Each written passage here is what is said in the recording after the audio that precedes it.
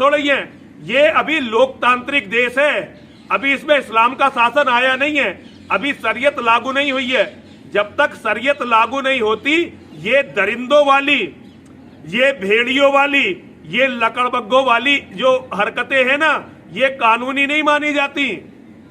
यहां ऐसा कोई कानून नहीं है कि सरकार जो है ये इजाजत दे दे कि तू और मैं आग में कूद जाए। मुबाहिले के नाम पर ये एक्सेप्ट करके हीरो बन रहा था अपनी कौम में, और मुझे कह रहा है मैदान छोड़कर भाग रहा है।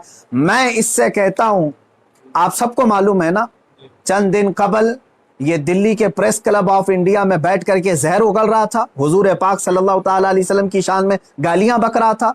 आज इसको याद आ गया ये लोकतांत्रिक देश है।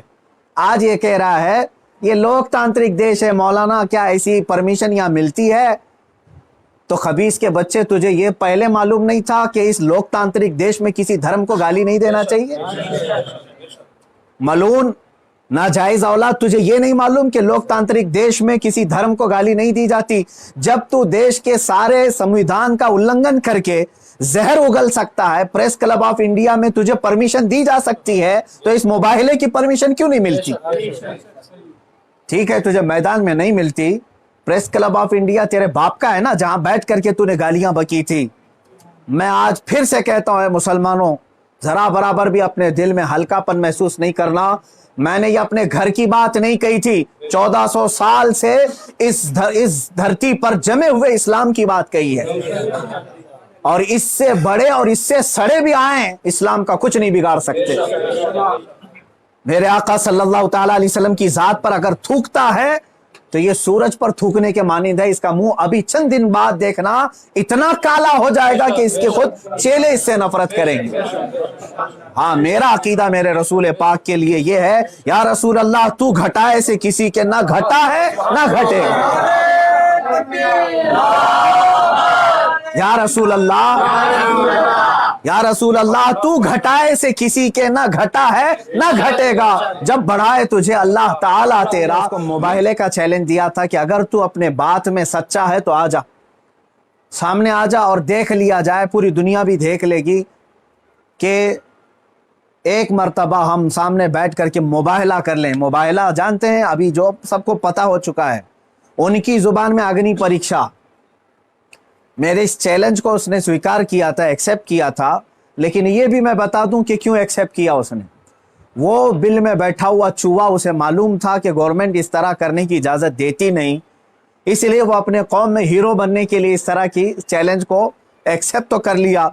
वरना आप सबको मालूम है मेरे मुसलमानों कि पाखंडी और बलात्कारी और माल का पुजारी, उसके अंदर मुबाहिला करने की ताकत है, मुबाहिला कर सकता है वो। उसका उसके खुद के दीन और धर्म से कोई ताल्लुक नहीं है। मैं ये चैलेंज के साथ कहता हूं, सनातन धर्म से भी उसका कोई ताल्लुक नहीं है। अब मैं जब बार बार उसको ललकारता रहा, तो अभी जा करके अब वो मेरे जवाब में कहता है मौलाना मैदान छोड़ करके भाग रहा है, परमिशन की जिम्मेदारी मेरे ऊपर डाल रहा है। आप सब ठंडे दिमाग से सोच करके बताएं, परमिशन की जिम्मेदारी इसको ना दूं तो और किसको दूं? इसलिए कि ये इसके आज हुकूमत इसकी पुश्त पनाही में है और ये नाजायज औलाद में से है उनकी। सारी परमिशन वगैरह की जिम्मेदारी तो तुम्हारी हाथ में है ना, मुझे परमिशन की जरूरत नहीं है। इंशाअल्लाह अजीज, जिस दिन भी तू तैयार हो जाएगा मेरी आखिरी सांस तक, उस दिन भी मैं मुबाहिले के लिए हाजिर हो जाऊंगा, उस दिन भी हाजिर हो, 1 इंच भी पीछे नहीं हटूंगा इंशाअल्लाह। इसलिए कि ये मेरे जुमले नहीं हैं, ये मेरे दीन की हक्कानियत है, ये रसूल पाक सल्लल्लाहु ताला अलैहि वसल्लम की सच्चाई है और कुरान पाक की अजमत है जो हमारे दिलों में कूट कूट कर भरी हुई है। ये जालिम मुबाहिला करेंगे, मुबाहिला करेंगे। अब सुनिए, मिट गए मिटते हैं मिट जाएंगे आदा तेरे, ना मिटा है ना मिटेगा कभी चर्चा तेरा। मेरे आका सल्लल्लाहु ताला अलैहि वसल्लम का चर्चा कभी नहीं मिटेगा।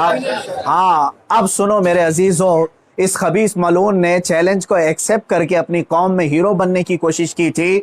मैं फिर से कहता हूं, जिंदगी गुजर जाएगी, इसका पेशाब निकल जाएगा, मुबाहिले के लिए नहीं आ सकता। मुबाहिला बहुत दूर की बात है। मुबाहला बहुत दूर की बात है। मैं गवर्नमेंट से भी कहता हूं, प्रशासन से भी कहता हूं, यह बार बार भौंक रहा है और कह रहा है कि मुझे इस्लाम की सच्चाई बताना है, मुझे कुरान की सच्चाई बताना है। इसको एक बार बताने का मौका दे दिया जाए, इसको एक बार मौका दे दो हमारे सामने कि ये इस्लाम की सच्चाई बता दे। आज इस खबीस के चेलों से भी मैं कहता हूं, तुम अपने गुरु को मना करके ले आ जाओ हमारे सामने। ये बार बार कह रहा है ना कि मुझे कुरान की सच्चाई बताना है, कुरान की। मैं कहता हूं मुबाहला बहुत दूर की बात है, वो सिर्फ हमारे सामने बैठने की हिम्मत कर ले।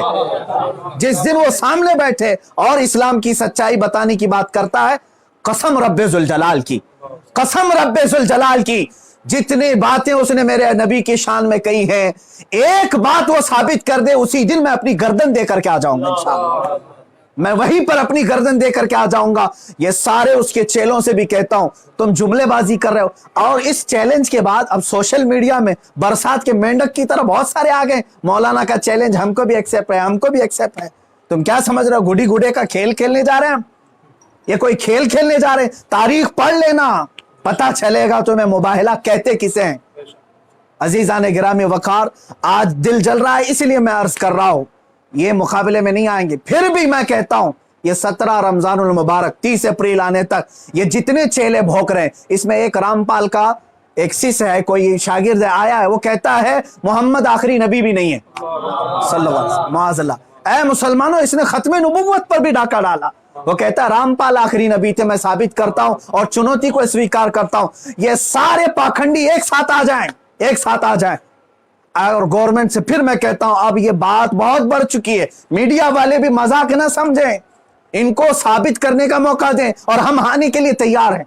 मैं एक नहीं, हिंदुस्तान की 11 बड़ी खानकाएं मेरे साथ खड़ी हैं और तकरीबन 100 उलमाए अहले सुन्नत और मुफ्तियान इज़ाम अभी इसी वक्त दिल्ली आने के लिए तैयार। मेरे अजीजों, ये कोई खेल की बात नहीं कर रहा हूं। अल्हम्दुलिल्लाह 100 तो मैं अपने लिस्ट में रखा हूं, हजारों की तादाद में यहां पर अपनी जान लुटाने के लिए तैयार। ऐ मुसलमानों, अब पानी सर से ऊपर हो चुका है। अब ये 30 अप्रैल और 17 रमजानुल मुबारक की तारीख मैंने ऐलान तो किया और ये बार बार इसको हल्के में लेकर मजाक उड़ाते। आज भी ये कहता है कुरान को गुंडों की किताब, कुरान कहता है वायरस है, कुरान को कहता है गंदी किताब। कहां मर गया तुम्हारा जमीर, कहां मर गया? मुसलमानों, मैं अब आपसे कहता हूं, इस तारीख को मेरे 3 ही ऐलान होंगे, मुझे पहुंचने दिया जाए, मुझे पहुंचने दिया जाए। उससे पहले अगर गवर्नमेंट या इनके कोई भी दबाव में आकर के अरेस्ट करते हैं, उसी दिन समझ जाना है मुसलमानों, इस्लाम की फतह हो चुकी है। समझ जाना, मैं अगर अंदर होता हूं तो लाखों मुसलमानों के अंदर का ईमान बाहर आ जाएगा इंशाअल्लाह अज़ीज़। ये एक बात याद रख लेना। दूसरी बात, अगर इस तारीख से पहले हुकूमत इसे अरेस्ट नहीं करती, जो रोजाना आज तक खुलेआम इस तरह की गुस्ताखियां कर रहा है, हद हो गई, हद हो गई। यहां पर होम मिनिस्टर पर कोई टिप्पणी करे तो जेल में चला जाए, और यह मुसलसल 1.5 महीने से मुगल्लजात बक रहा है, पखाना उगल रहा है और कोई कुछ नहीं करता, इसको पूछता तक नहीं इसको। और अगर इस तारीख तक या तो उसे अरेस्ट करे या तो फिर इस तारीख को पूरे हिंदुस्तान भर के मुसलमान कोई भी अपने घर में नहीं बैठेगा इंशाअल्लाह। मेरी इस बात पर लब्बैक कहते हैं आप सुन लें, इसलिए कि अब यहां पर हमारी जमीन जायदाद का मसला नहीं है। ये मत समझ लेना या जमीन मांगने के लिए आ रहे हैं, हुकूक मांगने के लिए आ रहे हैं। अरे मियां, अब तो हमारे जड़ की बात आ गई है। और मुसलमानों, याद रख लो, अगर तुम्हारा यहां पर रसूल पाक की इज्जत सलामत नहीं है तो फिर तुम्हारा जीना भी किसी काम का नहीं है। अब ये चाहते हैं ना हम बाहर निकलेंगे तो वायलेंस हो जाएगा, फला हो जाएगा। हम ये नहीं चाहते फसाद हो जाए, इसीलिए तो बार बार गुहार लगा रहे हैं हुकूमत को, बार बार कह रहे हैं फसाद की जड़ को अंदर करो, उसे भौंकने से रोको। नहीं सुन रही है। और इससे भी आप समझ जाना है मुसलमानों, हुकूमत की मंशा यही है कि आप ये पूरे हिंदुस्तान में फसाद कराना चाहते हैं, पूरे हिंदुस्तान को जलाना चाहते हैं, वरना ऐसे पाखंडियों को खुलेआम नहीं छोड़ते। ये पूरी की पूरी प्लानिंग के साथ कर रहे हैं। इसलिए मुसलमानों, आज तुम्हारे इम्तिहान का वक्त है, आज तुम्हारे इम्तिहान का वक्त है। आज अगर तुम अपने घरों में चूड़ियां पहन करके बैठे रहे, याद रख लेना, बाद में आने वाली नस्लें तुम्हारे मुंह पर थूकेंगी, तुम्हारे कब्रों पर ईंट पत्थर मारेंगी। इसलिए कि ये नबी का गद्दार है। रसूल पाक पर भोंकने वाले को भी ये पूछ नहीं सका। तुम्हारी नस्लें बाद में तुम्हें याद करेंगी इस तरह से। याद रख लेना, ये तारीख यौम बद्र की जो आएगी, यौमुल फुरकान 17 रमजान की, उस दिन हर मुसलमान का कलेजा दहल जाना चाहिए। मशरिक से मगरिब तक, शुमाल से जुनूब तक, हिंदुस्तान भर के हर इलाके के। और इस पाखंडी से फिर मैं कहता हूं, तुझे जहां की परमिशन मिले मेरे नाम से एक लेटर इशू करके दे दे, मेरे नाम से एक लेटर इशू करके दे दे कि ये मुफ्ती सलमान अजहरी आ सकता है मेरे साथ, मुबाहिला बहुत दूर की बात, डिबेट कर सकता है। इतना तू ऐलान करके दे दे, फिर मैं पूरी दुनिया को बता दूंगा कि तेरा पाखंड क्या है। मेरे अजीजों, मैं हिंदुओं से भी कहता हूं, ये हिंदुओं को बदनाम करने के लिए निकला हुआ है, ये माल का पुजारी है, राजनीति खेलने के लिए ये मेरे नबी को इस्तेमाल कर रहा है, राजनीति के लिए इस्लाम को इस्तेमाल कर रहा है। हद हो गई मेरे अजीजों।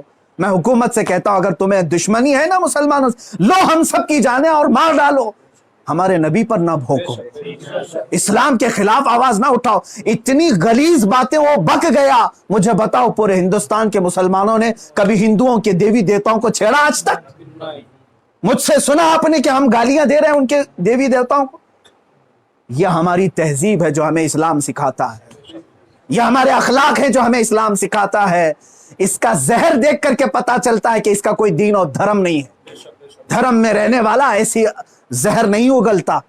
बहरहाल, ये मेरी गुजारिश है मुसलमानों से, या तो फिर ये मुबाहले के लिए तैयार हो जाए, जो इसके लिए जहां जगह हो मेरे नाम से लेटर इश्यू करे, और हुकूमत, प्रशासन, मीडिया इसको हल्के में ना ले, इसको इजाजत दे दे। ये दिखाना चाहता है, ये साबित करना चाहता है इस्लाम को झूठा, कुरान को झूठा साबित करना, उसको साबित करने दे दिया जाए।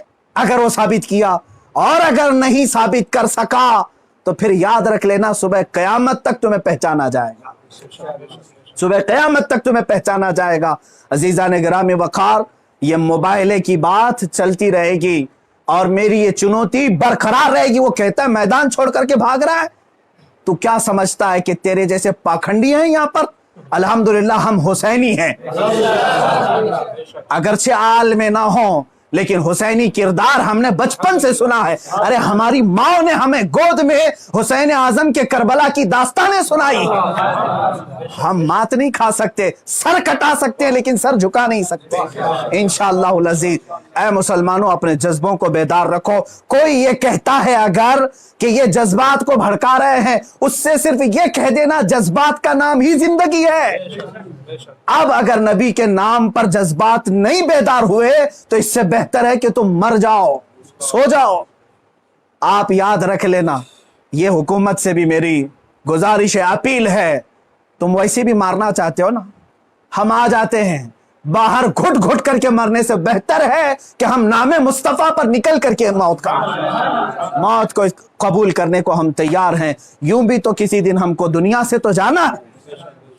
अल्लाह के हबीब सल्लल्लाहु ताला अलैहि वसल्लम की इज्जत का परचम बुलंद करके जाएंगे इंशाअल्लाह। सारी खानकाहें, सारे उलमा, सारे मदारी, सारी तहरीकें, सारी तंजीमें, सबसे मैं बड़े अदब से गुजारिश करता हूं, अब वक्त किसी के घर का नहीं, किसी की सज्जादगी का नहीं, किसी की प्रॉपर्टी का नहीं, बल्कि तुम्हारे जाने ईमान का सवाल आ चुका है।